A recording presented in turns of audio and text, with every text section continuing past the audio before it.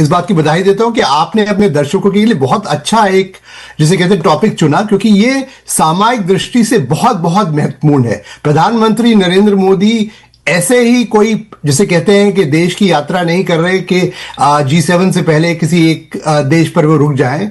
उसका बहुत बड़ा सामयिक महत्व है। साइप्रस, जैसे आपने उसकी एक भूमिका बताई कि साइप्रस एक जो है उसकी तुर्की से लगातार लड़ाई चल रही है। साइप्रस एक स्ट्रेटेजिक बेस भी है, चाहे यूके फोर्सेस का हो। आप देखें कि ये जो इजराइल और ईरान के बीच में जो युद्ध छिड़ा हुआ है, उसमें कई जो इजरायली जहाज हैं वो साइप्रस में इस वक्त मौजूद हैं, क्योंकि वो उनका एक ऐसा सिक्योर बेस है जिससे वहां वो अपने जहाज को सुरक्षित रख सके।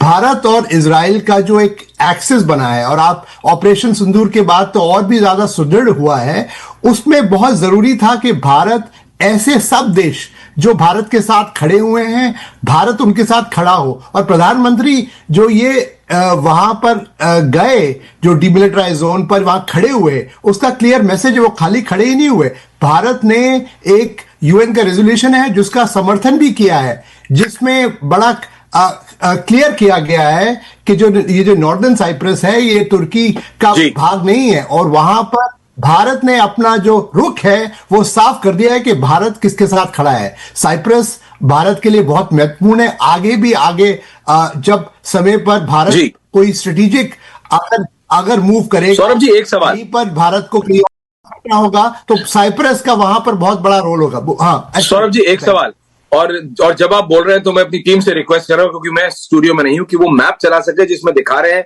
कि साइप्रस कैसे घिरा है किन किन देशों से। Thank you Saurabh ji. Strategically speaking, अभी जब भारत पाकिस्तान की अभी ये जो लड़ाई हुई जिसमें हमने पाकिस्तान को नाको चने चप्पा है, Turkey played a very pivotal role Pakistan के लिए, चाहे वो चाइना के कहने पे किया हो। टर्किश ड्रोन्स, बात करी पूरी दुनिया ने, टर्किश ड्रोन्स टर्की ने बात की, बूट्स ऑन ग्राउंड किए टर्की ने पाकिस्तान में। सिर्फ ड्रोन्स नहीं भेजी, ड्रोन ऑपरेटर्स भेजे, मिलिट्री ड्रोन ऑपरेटर्स भेजे। उसके संदर्भ में भारत के प्रधानमंत्री ने क्लियर मैसेज दिया है, और साइप्रस और टर्की के बीच क्या है ये आपसे बेहतर कोई नहीं बता सकता। साइप्रस में जाकर डीमिलिटराइज जोन में खड़े होकर यह बताना कि भारत साइप्रस के साथ है, और ग्रीस के साथ भी भारत के बहुत अच्छे संबंध है, तो ग्रीस और साइप्रस कल्चरली एक है। तो ये एक मैसेज देना, और ये एक मैसेज ग्लोबल कम्युनिटी को भी देना, क्योंकि अर्दोगान से आज भी पुतिन ने बात की है। कहने को रशिया, क्योंकि मैं इसमें रशिया को ला रहा हूं ज्योग्राफिकली नहीं, लेकिन स्ट्रैटेजिकली कहने को रशिया भारत के साथ है, कहने को रशिया भारत का सबसे अच्छा दोस्त है। टर्की आज भी बहुत हद तक रशिया पर डिपेंडेंट है।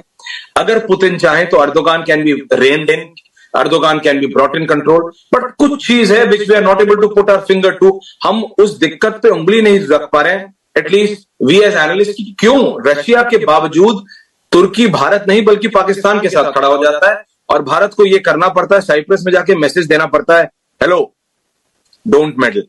सौरभ जी देखिए ऐश्वर्या, देखिए कुछ देश जो हैं और उनके जो लीडर्स कहें, अर्दोगान जो हैं वो ये जाने जाते हैं एक डबल फेस अपनी डिप्लोमेसी से। भारत को पहले से ही पता था कि अर्दोगान जो है बार बार कश्मीर का मुद्दा उठाते हैं, बार बार पाकिस्तान के साथ खड़े होते हैं, तो वो कभी भी भारत की हिमायत नहीं करेंगे।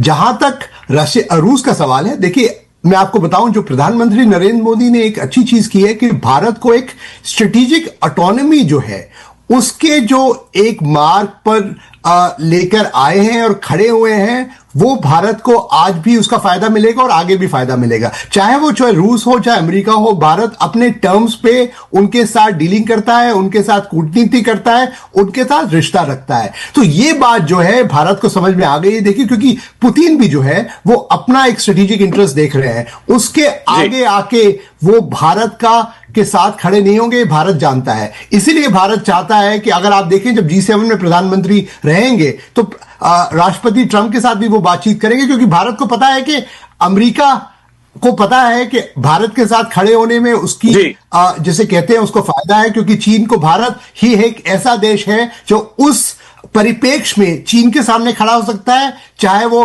चीन हो, चाहे वो ये तुर्की हो, भारत के प्रधानमंत्री वहां पर खड़े होकर ये मैसेज दे सकते हैं कि एब्सोल्युटली सौरभ शुक्ला जी, इसमें कोई दो राय नहीं है कि भारत के साथ हर एक देश बिजनेस चाहता है, भारत के साथ हर एक देश खड़ा होना चाहता है। Thank you very much.